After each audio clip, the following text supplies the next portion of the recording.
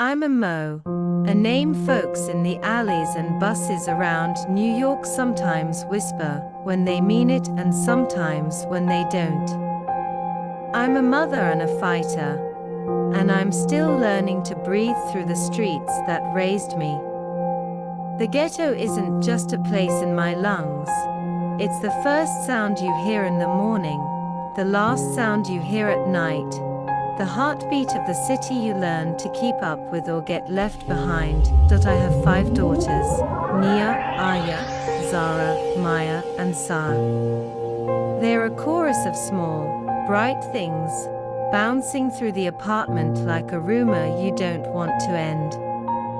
Our place is tiny, 3 rooms that feel crowded even when it's empty, a kitchen that remembers every phone call and every supper of lentils and dreams.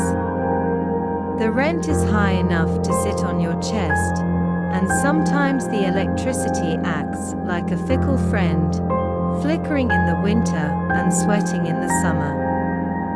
Yet the sound of their voices turns the walls into a kind of shelter, a fortress against the cold and the fear that one bad choice is all it takes to break us. I don't have a single hero's story to tell. My hands know every crease and line from scrubbing benches, washing dishes, and hauling laundry for folks who don't think twice about paying with a hummingbird's flutter of change. When you live here long enough, you learn to measure time by the way trains sound in the distance, and you count your blessings by how many plates you can fill with rice before someone is hungry again. I've learned to smile and be quiet at the same time, to keep the house calm when the day's storms arrive, to tell my daughters that tomorrow is not a promise, but a possibility we can earn with work and a little bit of luck. Hope isn't loud in our neighborhood, but it's not silent either.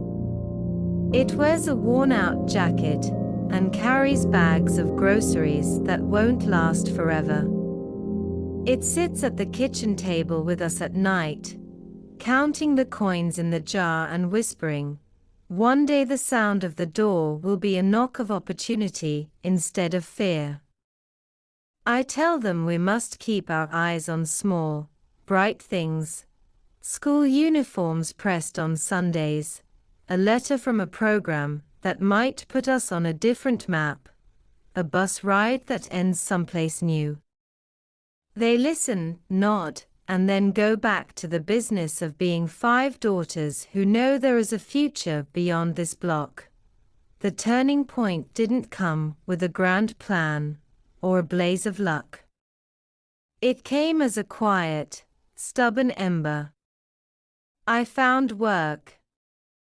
It wasn't glamorous, no lights or applause, just a steady rhythm of movement and time well spent. I started as a cleaner at a midtown clinic, cleaning rooms that smelled of bleach and coffee, sweeping floors after doctors had gone home, and listening to the late-night hum of machines and ventilation that sounded like whales singing underwater. It wasn't my dream job, but it paid enough to cover rent on time, to buy a little more milk and